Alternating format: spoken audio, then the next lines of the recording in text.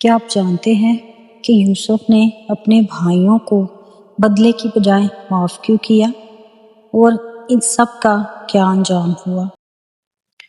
پیدائش کی کتاب 50 باب۔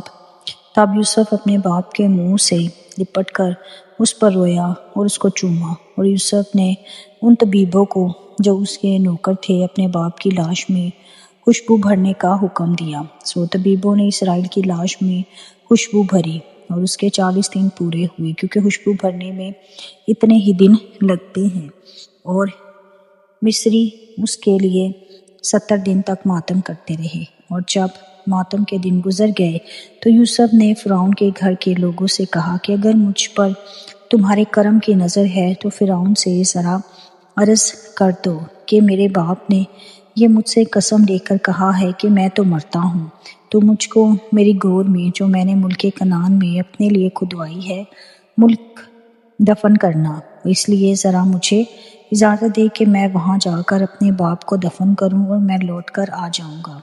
اور فرعون نے کہا جا اور اپنے باپ کو جسے اس نے تجھ سے قسم لی دفن کر۔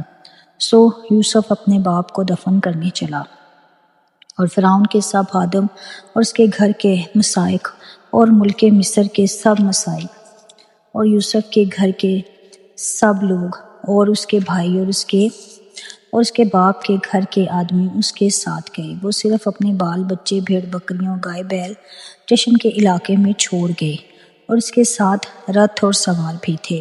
سو ایک بڑا اموا اس کے ساتھ تھا، اور وہ عتت کے کھلیان پر جو یردن کے پار ہے پہنچے، اور وہاں انہوں نے بلند اور دل سوز آواز سے نوحہ کیا۔ اور یوسف نے اپنے باپ کے لیے 7 دن تک ماتم کرایا۔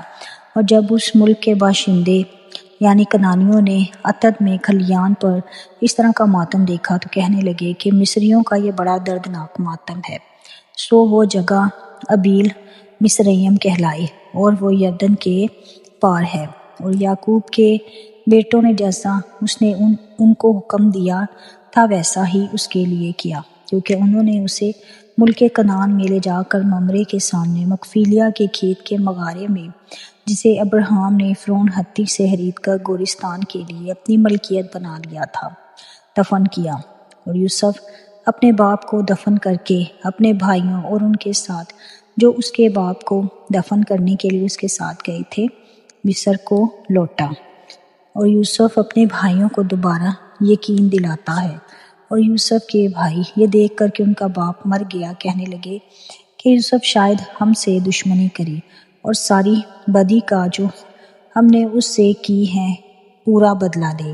سو انہوں نے یوسف کو یہ کہلا بھیجا کہ تیرے باپ نے اپنے مرنے سے آگے یہ حکم کیا تھا کہ تم یوسف سے کہنا کہ اپنے بھائیوں کی خطا اور ان کا گناہ اب بخش دے، کیونکہ انہوں نے تجھ سے بدی کی۔ سو اب تو اپنے باپ کے خدا کے بندوں کی خطا بخش دے۔ اور یوسف ان کی یہ باتیں سن کر رویا، اور اس کے بھائیوں نے خود بھی اس کے سامنے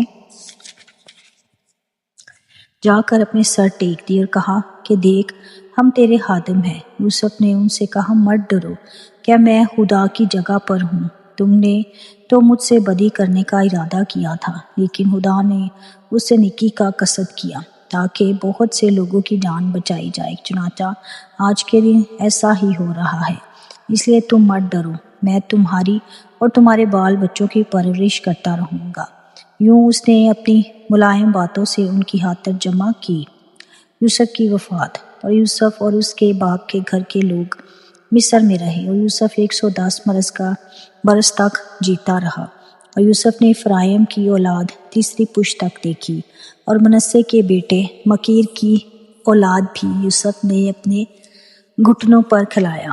اور یوسف نے اپنے بھائیوں سے کہا کہ میں مرتا ہوں، خدا یقیناً تم کو یاد کرے گا اور تم کو اس ملک سے نکال کر اس ملک میں پہنچائے گا جس کے دینے کی قسم اس نے ابراہیم، اسحاق، یعقوب سے کھائی تھی۔